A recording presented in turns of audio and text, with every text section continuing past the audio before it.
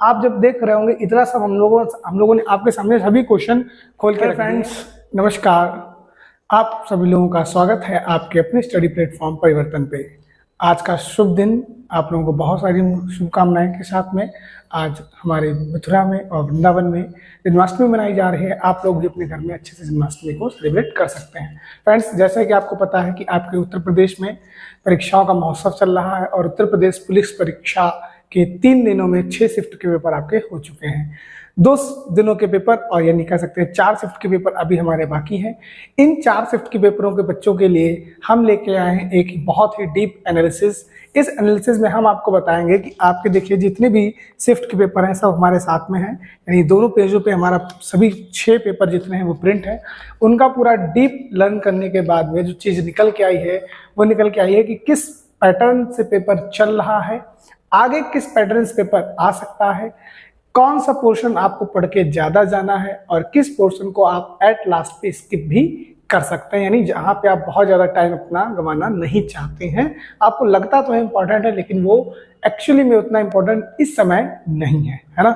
तो आइए हम लोग देखते हैं कि किन किन शिफ्टों के अकॉर्डिंग हिंदी में, जीके में, रीजनिंग में और मैथ में कौन से लेवल के प्रश्न हैं, किस तरीके के प्रश्न हैं।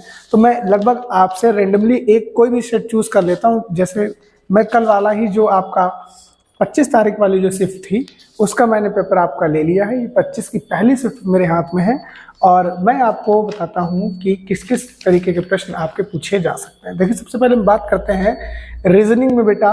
तो रीजनिंग में आपके लगभग नॉन वर्बल जो पोर्शन है, जैसे आप इसमें देख पा रहे होंगे इस तरीके का आपका ये जो पहला क्वेश्चन है, ये इस तरीके की रीजनिंग को हम लोग कहते हैं बेटा non verbal reasoning. Non verbal reasoning में आपसे लगभग 7 से 8 प्रश्न लगातार आपके पूछे जा रहे हैं, है ना।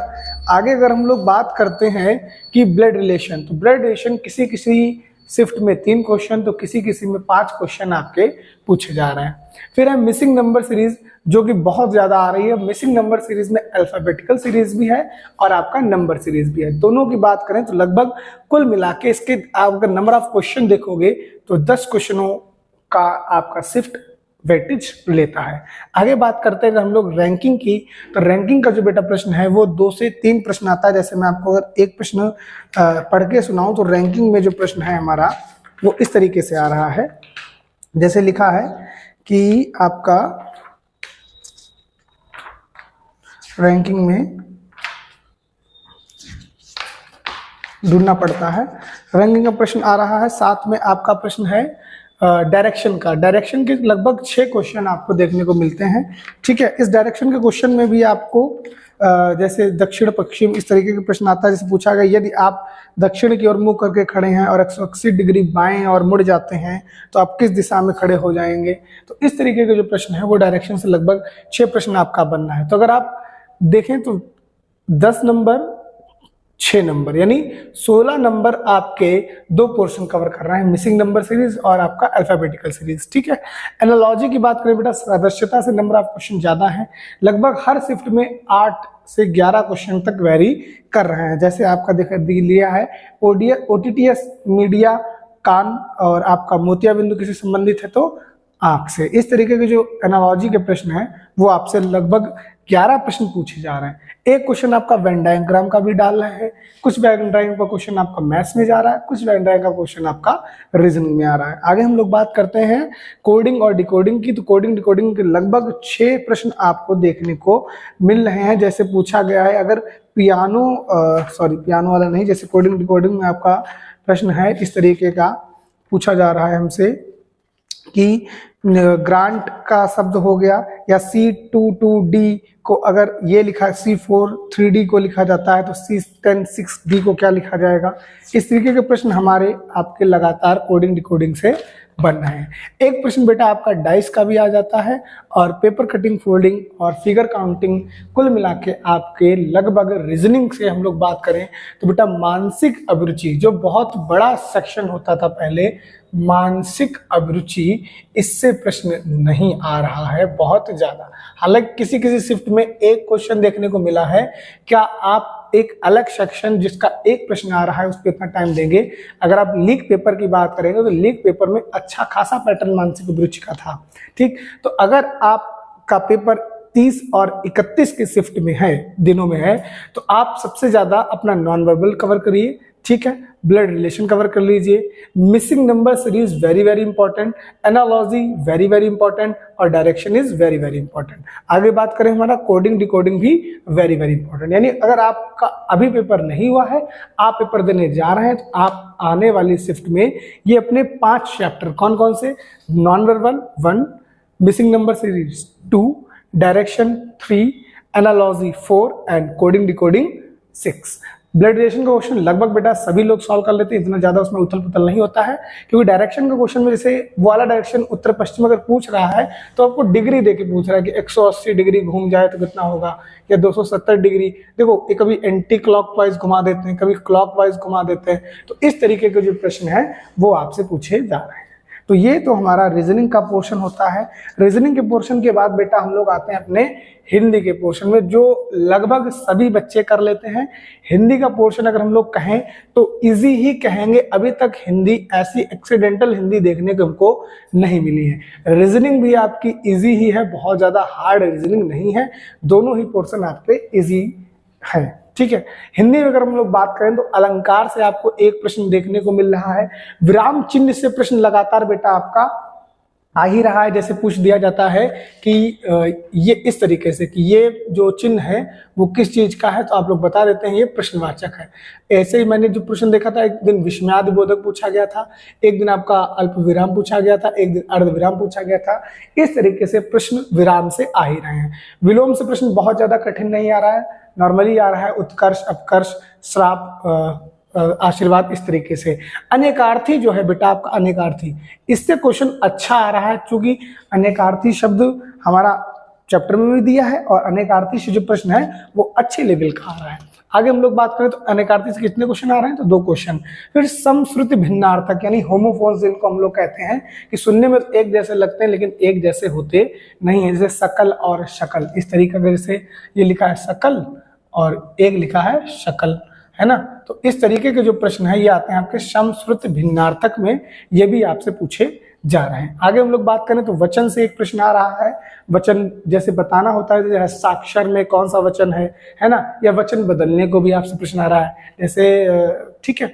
आगे हम लोग बात करते हैं तो वाक्य शुद्धिकरण, वाक्य शुद्धिकरण से भी एक प्रश्न आ ही रहा है। जैसे मैंने आपको उस दिन एक प्रश्न कराया था कि यह स्थान बहुत अच्छा है। ठीक, आगे बात करें तो उपसर्ग और प्रत्यय से प्रश्न आ रहा है, जैसे भुलक्कड़ में कौन सा प्रत्यय है, ठीक, अक्कड़ हो गया आपका, डलिया में कौन सा प्रत्यय है, या अनुप्रास में कौन सा उपसर्ग है, अनुपम में कौन सा उपसर्ग है। इस तरीके के प्रश्न आपका उपसर्ग और प्रत्यय से आ रहे हैं। वाक्यांश के लिए एक शब्द से लगभग आपका 2 क्वेश्चन बेटा आ रहा है, 2 क्वेश्चन तो लगभग आ ही रहे हैं। ठीक है, समास से भी लगभग 2 क्वेश्चन आ रहे हैं, जिसमें ज्यादातर आपका बहुव्रीहि समास बहुत पूछा जा रहा है। बहुव्रीहि समास जो है बेटा ये बहुत ही ज्यादा पूछा जा रहा है, जैसे पीताम्बर, पीला है अंबर जिसका, दशानन, दश है आनंद जिसके।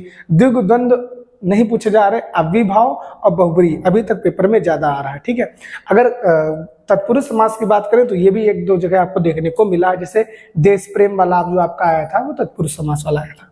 आगे बात करें, ये जो आपका पोर्शन आता है रचना, ये पोर्शन अभी तक ऐसा पोर्शन है जो किसी भी एक ऐसे रचनाकार के बारे में नहीं है जो बहुत ही कह सकते हैं आपकी इजी हो। जैसे पहले दिन आपके प्रेम सागर लल्लू लाल जी की पूछी गई थी, उसके बाद किसी और की पूछ ली गई, तो अभी तक हमें मुंशी प्रेमचंद, सूर्यकांत पाठी, निराला, पंडित हमारे कौन से हैं, राजेंद्र, जयप्रकाश, जयशंकर प्रसाद, ये लोग देखने को नहीं मिले हैं ज्यादातर। मीराबाई, सूरदास, कबीरदास, या कह सकते हैं आप फणीश्वरनाथ रेणु, ठीक, अयोध्या सिंह उपाध्याय, हरिऔध, इन लोगों की हमें अभी कृतियां देखने को नहीं मिली है। हमें अभी तक जितनी भी हिंदी में रचनाएं की आप बात करोगे तो सभी रचनाएं ऑड, यानी जो हम लोग नॉर्मली स्किप कर देते हैं वो देखने को मिली है। ठीक है, तो इस पोर्शन को आप चाहें तो अच्छे से पढ़ सकते हैं, या फिर आप भगवान भरोसे भी इसको छोड़ सकते हैं। आगे बात करें काल, आत्मकथा से, कारक से, संधि से, ये एक प्रश्न, एक ठो प्रश्न तो आपका चिपक रहा है हर आपके शिफ्ट में। लिंग, वर्णमाला, मुहावरे, इनसे आपके दो दो प्रश्न आ रहे हैं। जैसे आपको याद होगा कि गीदड़ का विलोम शब्द लिंग क्या होगा, ठीक, तो ये भी आपको पूछा जा है। और गद्यांश जो है आपका, मैंने एक ही आपको कराया था ईर्ष्या वाला, तो गद्यांश बेटा आपका एक गद्यांश आ रहा है, उससे लगभग 5 क्वेश्चन आपको गद्यांश से देखने को मिलना है। तो हिंदी जो बेटा आपकी है वो लगभग इजी लेवल की है। अगर हम लोग इसको स्किप कर दें, अगर रचना वाला पार्ट हम लोग स्किप कर दें, तो हिंदी हमारी कोई भी इतनी हार्ड नहीं है, क्योंकि हिंदी हमारी मातृभाषा है ना। और हिंदी से ही लगभग ज्यादातर जो यूपी में बच्चे हैं वो as a Hindi medium student ही बैठ रहे हैं, ठीक है। तो मुझे नहीं लगता अगर हिंदी का लेवल थोड़ा सा अप भी हो जाता है तो हम लोगों को बहुत शिकायत करनी चाहिए। हालांकि ऐसा नहीं है, हिंदी का लेवल, मेरे पास भी पेपर है, बताइए, तो मैं आपको एक प्रश्न ऐसे ही रैंडमली पढ़ के सुना देता हूँ, आप लोग ओरल में आंसर उसका दे देगा। जैसे मैंने अभी खोल रहा हूँ, ठीक है, हिंदी भाई हिंदी निकल आए, तो हिंदी कहाँ फंस गई, देखो अब आ गया। जैसे रस का है, ठीक, इसमें तो रस नहीं लिखा। अब वही चीज है ना, आपका कितनी अच्छी किस्मत है।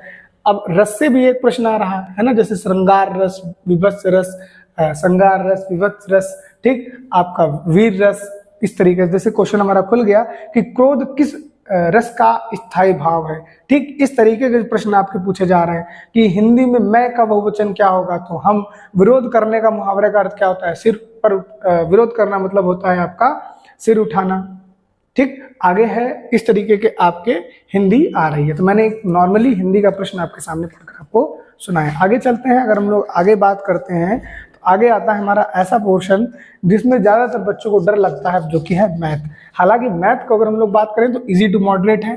अब मॉडरेट क्यों कहेंगे, क्योंकि देखिए कांस्टेबल में जो बच्चा बैठता है वो ज्यादातर आपका रीजनिंग, हिंदी और जीएस के दम पे बैठता है, वो मैथ के दम पे नहीं बैठता, क्योंकि इसमें एसएससी वाला बच्चा बहुत ही कम है। तो इजी टू मॉडरेट लेवल हम लोग रखते हैं।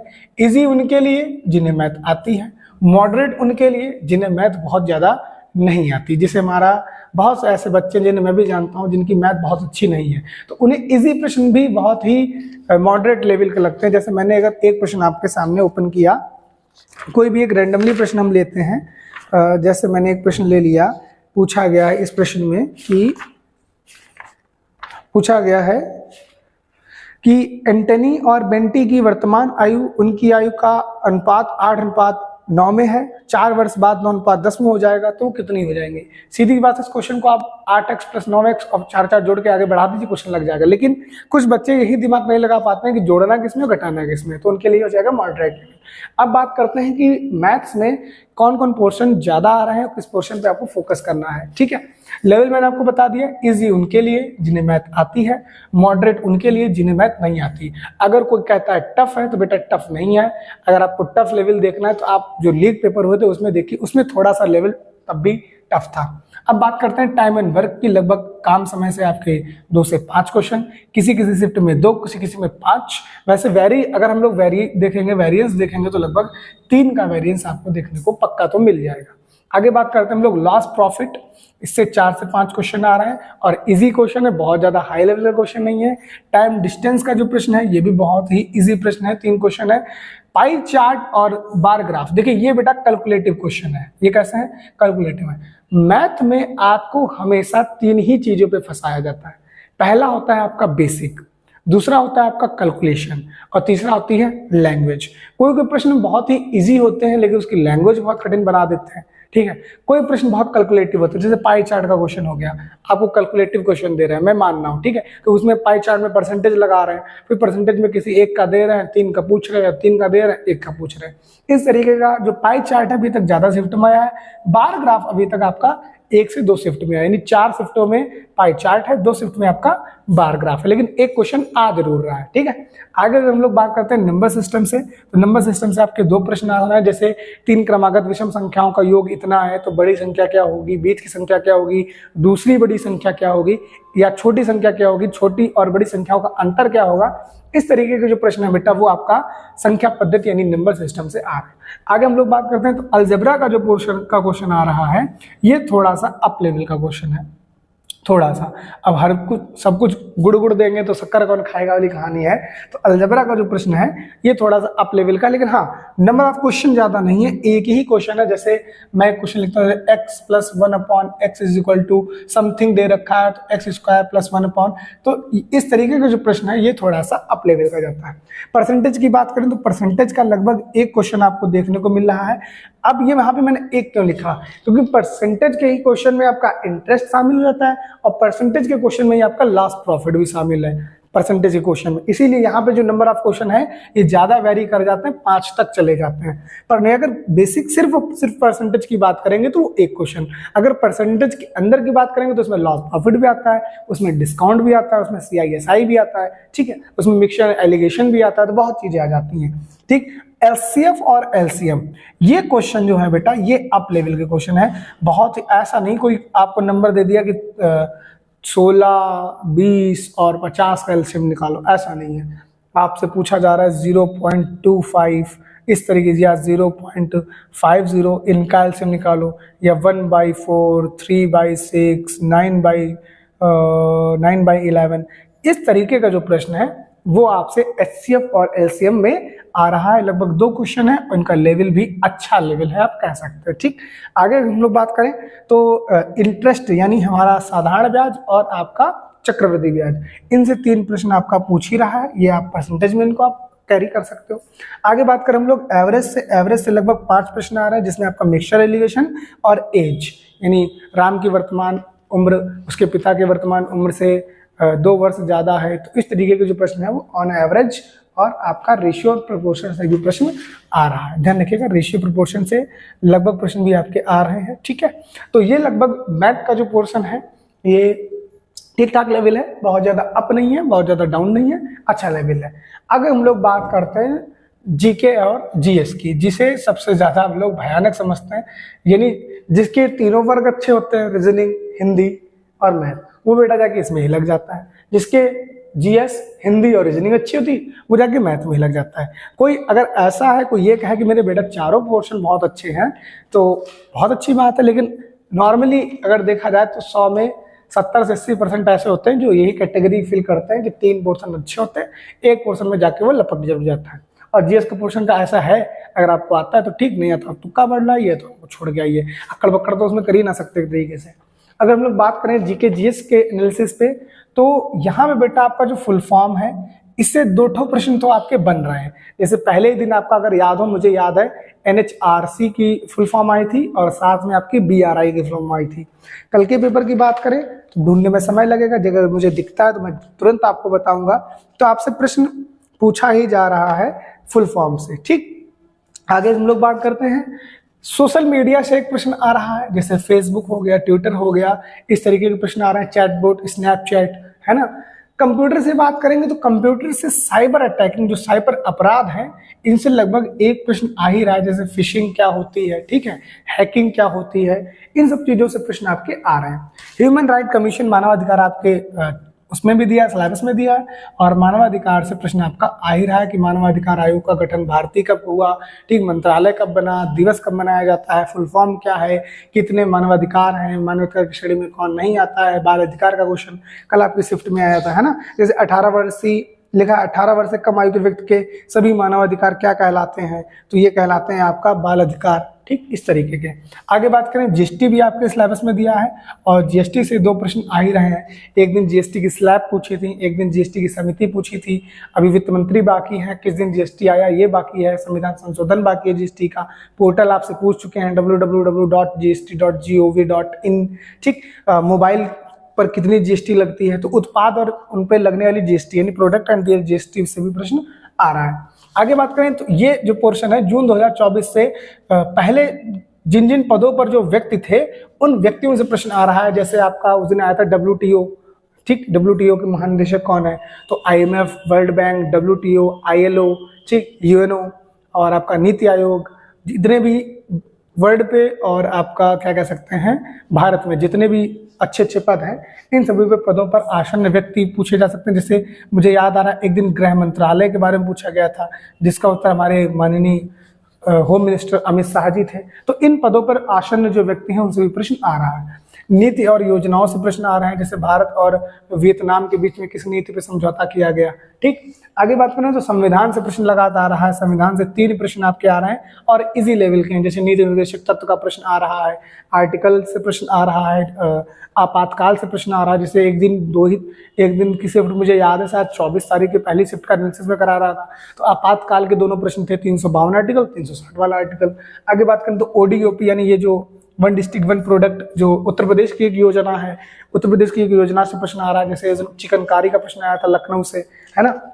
तो आप यूपी स्पेशल बहुत ज्यादा नहीं आ रहा है ऐसा ना, तो 2 प्रश्न आप यूपी स्पेशल के मान सकते हो, इससे ज्यादा प्रश्न आपको यूपी स्पेशल के नहीं देखने को मिल रहा है। फिर बात करें तो पुरस्कार से एक प्रश्न आ रहा है। मॉडर्न हिस्ट्री से बेटा आपका 1 प्रश्न बनना है, लेकिन कल की शिफ्ट में मॉडर्न हिस्ट्री से 3 प्रश्न बने थे। चंपारण का भी प्रश्न आया था कल की हिस्ट्री से, बारदौली वाला भी आपका आया था। मॉडर्न हिस्ट्री से अब धीरे धीरे उन्होंने क्वेश्चन अप किए हैं। मिडिल से अभी तक मुझे जहां तक याद है कि एक दिन खाली सिर्फ दिल्ली सल्तनत का पहला सुल्तान कुतुबुद्दीन ऐबक, उसके बारे में पूछा गया था। दक्षिण भारत से प्रश्न पूछा जा चुका है कि पांड्य वंश की राजधानी क्या थी, विजयनगर साम्राज्य की स्थापना किसने की। बौद्ध धर्म से एक प्रश्न आया है, चाहे 24 तारीख की शिफ्ट में आया हो, ठीक है, वो पिटक किससे संबंधित है, ये वाला। आगे बात करें हम लोग तो एक प्रश्न आपका मतलब देश और उसकी राजधानी से आया ही आया है, जैसे एक दिन जर्मनी की राजधानी पूछी थी, कल आपकी जो आपका साउथ एशिया का एक देश है, मुझे याद नहीं आ रहा, इसकी राजधानी लीमा है, वो पूछा गया था। ठीक, हरित शक्ति यानी जो ग्रीन एनर्जी है, जो मोदी जी का एक बहुत बड़ा डेवलपमेंट प्रोग्राम भी है, सौर ऊर्जा हो गया, पवन ऊर्जा हो गया, जल ऊर्जा हो गया, यानी परमाणु ऊर्जा, इनसे हटकर जितनी भी ऊर्जाएं हरित हैं, ग्रीन हैं, उनसे रिलेटेड एक प्रश्न आपका आ ही रहा है। जैसे हरित ऊर्जा में पवन ऊर्जा हो गया, कल आपका पवन ऊर्जा का प्रश्न आ चुका है, सौर ऊर्जा का प्रश्न आपको देखने को मिलेगा, जल ऊर्जा का प्रश्न आपको देखने को मिलेगा। तो इस तरीके के जो प्रश्न है वो आपसे आ रहे हैं। आगे बात करें वर्ल्ड हिस्ट्री से एक क्वेश्चन आपका आ रहा है लगातार, ठीक, और नोबेल पुरस्कार से प्रश्न भी आ रहा है। जैसे पहले दिन नोबेल पुरस्कार पूछा गया था आपका श्री रविन्द्रनाथ ठाकुर जी का गीतांजलि के लिए, फिर पूछा गया आपका भारत को सबसे पहले अर्थशास्त्र में नोबेल पुरस्कार किसे मिला। तो ये प्रश्न आपको देखने को मिल रहे हैं। जीएस की बात करेंगे तो वही मॉडरेट लेवल है, इजी नहीं है। मॉडरेट क्यों? क्योंकि ऐसे कोई परंपरागत प्रश्न नहीं है जो कहीं से कॉपी टू पेस्ट कर दिए गए हैं, सभी लगभग प्रश्न जो हैं वो नए हैं, ठीक है। कुछ प्रश्न तो अच्छे लेवल के होते हैं जिन्हें आप अपने दिमाग से करने होते हैं, कुछ प्रश्न ऐसे हैं जो आपको सीधे सीधे बुक से मिलेंगे, जैसे संविधान का हो गया, हिस्ट्री का हो गया, ऐसे प्रश्न आपको बुक से मिल रहे हैं। बाकी जीएसटी का प्रश्न बुक वाला नहीं है, आपको जीएसटी के बारे में पढ़ना पड़ेगा। कंप्यूटर का प्रश्न बुक वाला नहीं है, आपको अपने दिमाग से करना पड़ेगा। फुल फॉर्म के क्वेश्चन अजीब गरीब आ रहे थे, BRI, FAS, इन सब की फुल फॉर्म आ रही है। कैपिटल मैंने आपको बता दिया, यूरोपियन कंट्री देख लीजिए, साउथ एशिया तो आप देख ही लीजिए, साथ में अमेरिका छोड़ दीजिए, साउथ अमेरिका देख लीजिए, ठीक, अफ्रीका, 4 कॉन्टिनेंट अच्छे से देख लीजिए, लगभग आपका सभी चीजें कंप्लीट हो जाएंगी। तो आप जब देख रहे होंगे इतना सब हम लोगों ने आपके सामने सभी क्वेश्चन खोल के रख दिए हैं कि किस चैप्टर को आपको बहुत अच्छे से पढ़ना है। मैथ में मेंसुरेशन का आया है, मेंसुरेशन नहीं पढ़ना है, ठीक है। रीजनिंग में बहुत सारे ऐसे चैप्टर जो बहुत कठिन आते हैं, जैसे क्यूब हो गया, क्यूब से अभी तक एक भी प्रश्न आया है, फिगर काउंटिंग से प्रश्न आया है। इधर बात करें हम लोग मिडिल हिस्ट्री पूरी गायब है, ज्योग्राफी पूरी गायब है, इकोनॉमिक्स लगभग गायब है। इकोनॉमिक्स से अगर क्वेश्चन आ रहा है तो RBI से क्वेश्चन आ रहा है, ध्यान रखिएगा। बैंक से प्रश्न नहीं आ रहा है, ना SSR आ रहा है, ना आपका, ठीक है, ये सब चीजें नहीं आ रही। रेपो रेट से क्वेश्चन नहीं आ रहा है, RRR, RRR, CRR, इन सब नहीं आ रहा। RBI से क्वेश्चन आ रहा है, RBI का पुराना क्वेश्चन भी आ रहा है और RBI का नए क्वेश्चन भी आ रही है, विमुद्रीकरण का भी क्वेश्चन आ रहा है, RBI की स्थापना भी आ रही है, तो RBI से प्रश्न आ रहा है। तो ये कुछ हमारे तरफ से एनालिसिस था।